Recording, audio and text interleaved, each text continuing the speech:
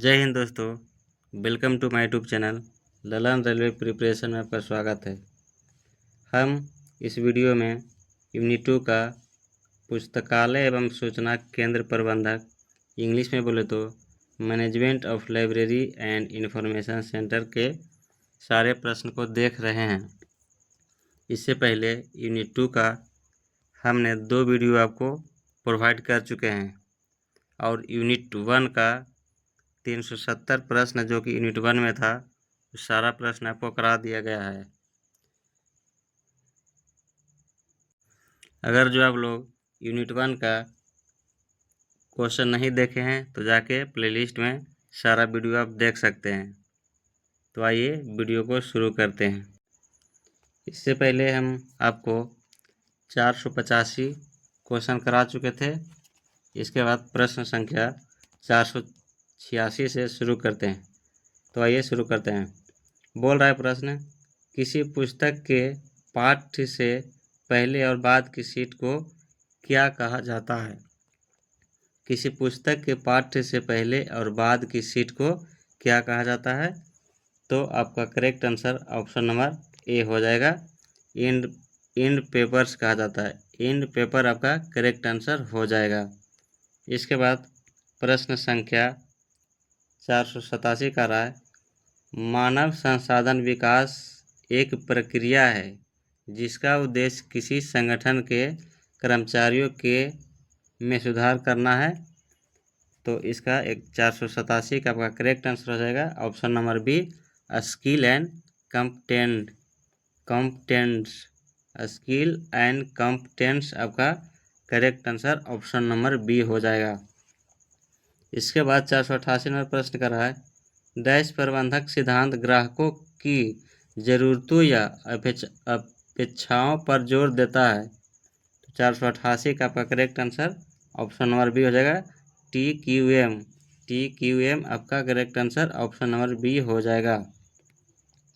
इसके बाद प्रश्न संख्या 489 का रहा है, पुस्तकालय संग्रह विकास प्रक्रिया के अंतर्गत इनमें से क्या नहीं आता है? पुस्तकालय संग्रह विकास प्रक्रिया के अंतर्गत इनमें से क्या नहीं आता है? तो 489 का आपका correct answer option number B हो जाएगा,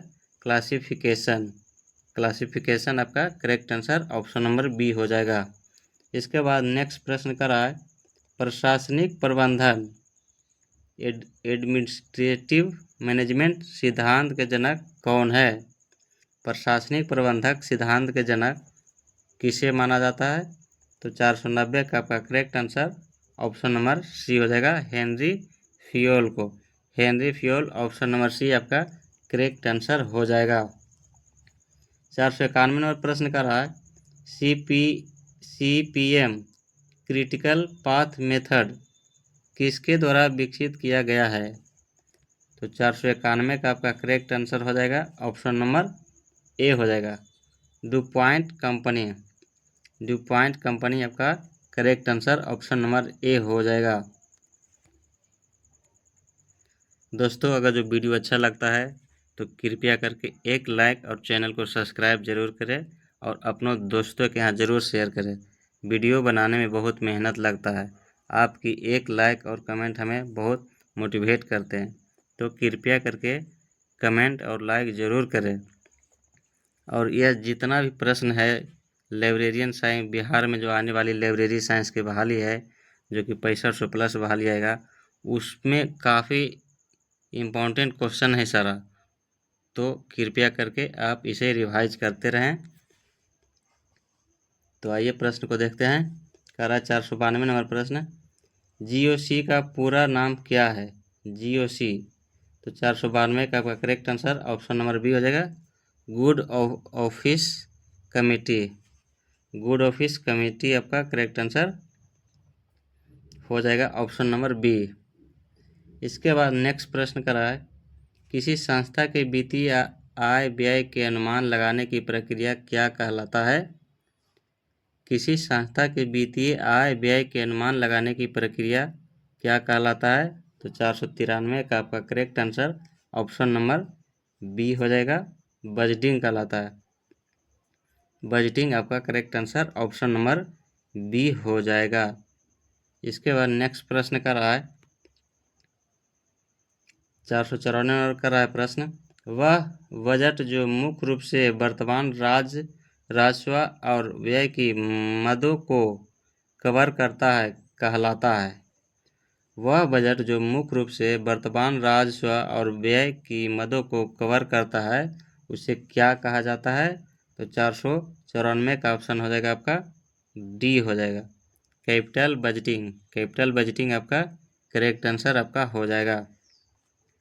नेक्स्ट प्रश्न कर रहा है डैश निधि का उपयोग अन्य उद्देश्यों के लिए नहीं किया जा सकता है।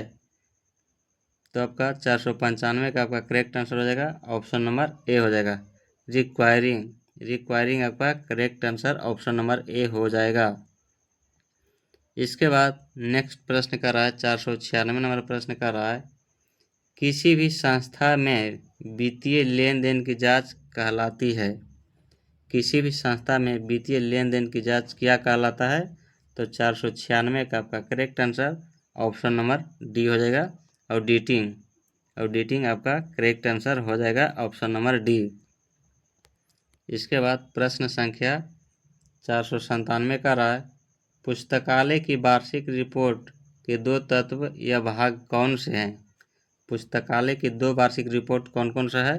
तो 497 का ऑप्शन हो जाएगा आपका D, descriptive and statistical. Descriptive and statistical आपका correct answer option number D हो जाएगा। नेक्स्ट कर रहा है, ब्रिटिश पुस्तकालयों में खुली पहुंच प्रणाली के प्रेरणा कौन है? ब्रिटिश पुस्तकालयों में खुली पहुंच प्रणाली के प्रेरणा कौन है? तो 498 का आपका correct answer option number B हो जाएगा, James Duff Brown. James Duff Brown आपका correct answer option number B हो जाएगा। इसके बाद प्रश्न संख्या 499 का रहा, नीना ब्राउन द्वारा ब्राउन चार्जिंग प्रणाली कब शुरू की गई? नीना ब्राउन द्वारा ब्राउन चार्जिंग प्रणाली कब शुरू किया गया था? 499 का ऑप्शन हो जाएगा ए, 1895। 1895 आपका करेक्ट आंसर ऑप्शन ए हो जाएगा। न्यूयॉर्क नेक्स्ट प्रश्न कर, न्यूयॉर्क चार्जिंग प्रणाली की शुरुआत किसने की थी? न्यूयॉर्क चार्जिंग प्रणाली की शुरुआत किसके द्वारा किया गया था? तो 500 का आपका correct answer option number C हो जाएगा, John Cotton Dana. John Cotton Dana आपका correct answer option number C हो जाएगा। इसके बाद 501 नंबर प्रश्न का रहा है, विद्युत चालित पुस्तक चार्जिंग प्रणाली सबसे पहले कब शुरू हुई थी? विद्युत चालित पुस्तक चार्जिंग प्रणाली सबसे पहले कब शुरू हुई थी? तो 501 का आपका करेक्ट आंसर हो जाएगा ऑप्शन नंबर डी, 1932। 1932 आपका correct answer option number D हो जाएगा। इसके बाद प्रश्न संख्या 502 का रहा है, विद्युत चालित बुक चार्जिंग प्रणाली की शुरुआत किसने की थी? विद्युत चालित बुक चार्जिंग प्रणाली की शुरुआत किसके द्वारा किया गया था? 500 का आपका करेक्ट आंसर, 502 का आपका करेक्ट आंसर ऑप्शन हो जाएगा डी, गायलोर्ड ब्रदर्स। गायलोर्ड ब्रदर्स आपका correct answer option number D हो जाएगा। 503 नंबर प्रश्न का रहा, डेट्रॉयट सिस्टम पुस्तक चार्जिंग प्रणाली को रल्फ अल्वेलिंग द्वारा किस वर्ष विकसित किया गया था? तो 503 का आपका करेक्ट आंसर हो जाएगा ऑप्शन नंबर डी, 1929। 1929 आपका correct answer option number D हो जाएगा। इसके बाद प्रश्न संख्या 504 का रहा, परंपरागत रूप से उन पुस्तकों के लिए डैश लगाया जाता है जो नियत तारीख के बाद वापस की जाती है। तो 504 का आपका करेक्ट आंसर हो जाएगा option number A, overdue charge. Overdue charge आपका correct answer option number A हो जाएगा। नेक्स्ट प्रश्न का रहा है, पुस्तकालय में दैनिक आगंतुकों और उनके आने के उद्देश्य का रिकॉर्ड एक रजिस्टर में रखा जाता है जिसे डैश रजिस्टर कहते हैं। तो 505 का आपका correct answer option number B हो जाएगा, library register. Library register option number B आपका करेक्ट आंसर हो जाएगा। इसके बाद प्रश्न संख्या 506 का रहा है, उपयोगकर्ताओं को पुस्तकालय के अंदर किताबें, अन्य सामग्री और अन्य सामान लाने की अनुमति नहीं होती है, इसलिए उसे प्रॉपर्टी काउंटर पर रखा जाता है। प्रॉपर्टी काउंटर आमतौर पर डैश के पास स्थापित किया जाता है। तो 506 का आपका करेक्ट आंसर ऑप्शन नंबर हो जाएगा B, entrance gate. Entrance gate आपका correct answer option number B हो जाएगा। इसके बाद प्रश्न संख्या 507 का रहा है, पुस्तकालय सामग्री के परिसंचरण प्रक्रिया का मुख्य उद्देश्य क्या है? तो 507 का आपका करेक्ट आंसर ऑप्शन ए हो जाएगा, maximize the valuability of library documents. Option A आपका करेक्ट आंसर हो जाएगा। इसके बाद प्रश्न संख्या 508 का रहा, कार्डेक्स का निर्माण किसके द्वारा विपणन की जाने वाली पत्रिकाओं का दृश्य रिकॉर्ड रखने के लिए किया जाता है? तो 508 का आपका correct answer option number A हो जाएगा, रिमिंगटन रैंड ऑफ इंडिया। इसके बाद प्रश्न संख्या 509 का रहा है, बॉटम कार्ड का उपयोग डैश में प्रत्येक पत्रिका के लिए किया जाता है? 509 का आपका करेक्ट आंसर ऑप्शन हो जाएगा A, cardex system. Cardex system option A आपका करेक्ट आंसर हो जाएगा। इसके बाद प्रश्न संख्या 510 का रहा है, न्यूयॉर्क प्रणाली में कितनी पंजीकरण फाइलें उपयोग की जाती है? न्यूयॉर्क प्रणाली में कितनी पंजीकरण फाइलें उपयोग की जाती है? तो 510 का आपका correct answer option number A हो जाएगा, 2 फाइल। कितने फाइल? 2 फाइल आपका करेक्ट आंसर हो जाएगा। परिसंचरण की डमी प्रणाली में डमी किसकी बनी होती है? परिसंचरण की डमी प्रणाली में डमी जो है किसकी बनी होती है? तो 511 का correct answer option number A हो जाएगा, वुड की। वुड आपका करेक्ट आंसर हो जाएगा ऑप्शन नंबर ए। इसके बाद प्रश्न संख्या 512 का रहा है, लूज लीफ बुक्स एक रिकॉर्डिंग दस्तावेज है जिसका उपयोग डैश रसीद कार्ड रिकॉर्ड रखने के लिए किया जाता है? तो 512 का आपका करेक्ट आंसर ऑप्शन हो जाएगा, पीरियोडिकल्स। इसके बाद 513 नंबर प्रश्न का रहा, पुस्तकालय का वह क्षेत्र जिसमें कर्मचारी सदस्य ऋण प्रक्रिया को संभालते हैं कहलाता है? पुस्तकालय का वह क्षेत्र जिसमें कर्मचारी सदस्य ऋण प्रक्रिया को संभालते हैं उसे क्या कहा जाता है? तो 513 का आपका करेक्ट आंसर ऑप्शन ए हो जाएगा, सर्कुलेशन डेस्क कहा जाता है। सर्कुलेशन डेस्क ऑप्शन नंबर ए आपका करेक्ट आंसर हो जाएगा। इसके बाद 514 नंबर प्रश्न का रहा है, धारक को पुस्तकालय से किताबें उधार लेने का अधिकार देने वाला सदस्यता कार्ड क्या कहलाता है? धारक को पुस्तकालय से किताब उधार लेने का अधिकार देने वाला सदस्यता कार्ड क्या कहलाता है? तो 514 का आपका correct answer option number C हो जाएगा, ब्राउजर टिकट। ब्राउजर टिकट आपका correct answer option number C हो जाएगा। किस चार्जिंग प्रणाली में ऋणों का विवरण डिस्क या टेप पर दर्ज किया जाता है? किस चार्जिंग प्रणाली में ऋणों का विवरण डिस्क या टेप पर दर्ज किया जाता है? तो 515 का आपका correct answer option number A हो जाएगा, audio charging system. Audio charging system आपका correct answer option number A हो जाएगा।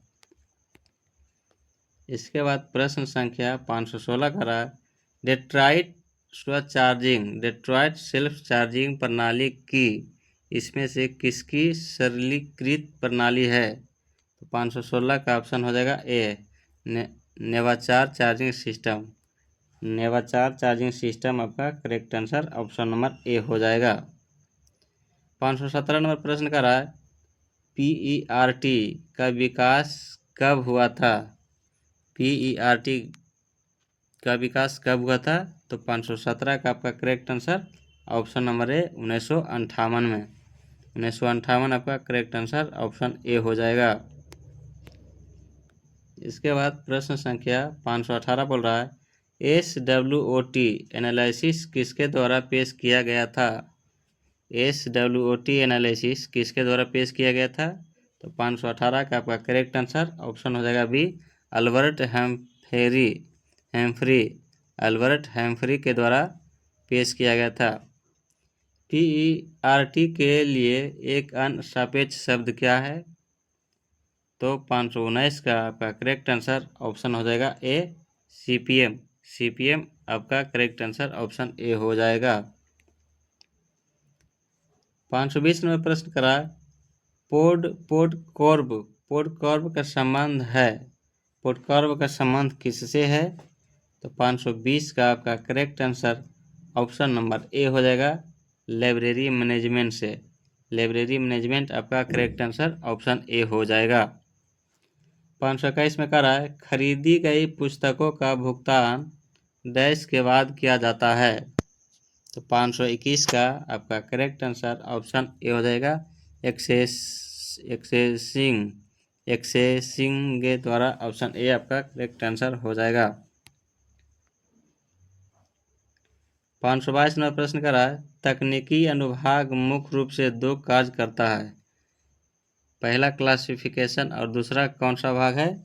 तो 522 का ऑप्शन हो जाएगा सी कैटलॉगिंग आपका correct answer option number C हो जाएगा। 523 नंबर का रहा है प्रश्न किसी संस्था की दैनिक आय और व्यय डैश में दर्ज किया जाता है। किसी संस्था की दैनिक आय और व्यय किस में दर्ज किया जाता है? तो 523 का आपका correct answer option number B हो जाएगा कैश बुक आपका करेक्ट आंसर हो जाएगा। दोस्तों अगर जो वीडियो अच्छा लगता हो तो चैनल को सब्सक्राइब करें, वीडियो को लाइक करें और अपने साथी के यहाँ ज़रूर शेयर करें।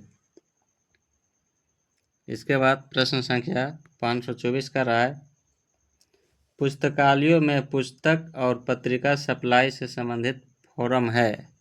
तो 524 का आपका correct answer option number C हो जाएगा गुड ऑफिस कमेटी आपका correct answer option number C हो जाएगा।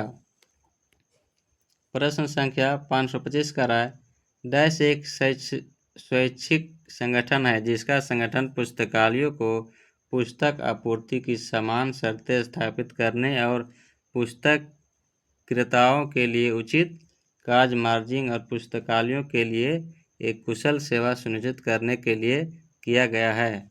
तो 525 का आपका correct answer option number A हो जाएगा गुड ऑफिस कमेटी आपका correct answer option number A हो जाएगा। प्रश्न संख्या 526 का गेलॉर्ड ब्रदर ने डैश में कॉटन डाना द्वारा तैयार की गई बुनियादी द्विपत्र प्रणाली का उपयोग करते हुए एक विद्युत चालित बुक चार्जिंग मशीन पेश की। तो कब किया था? तो 526 का आपका correct answer option number D हो जाएगा 1932 आपका करेक्ट आंसर हो जाएगा।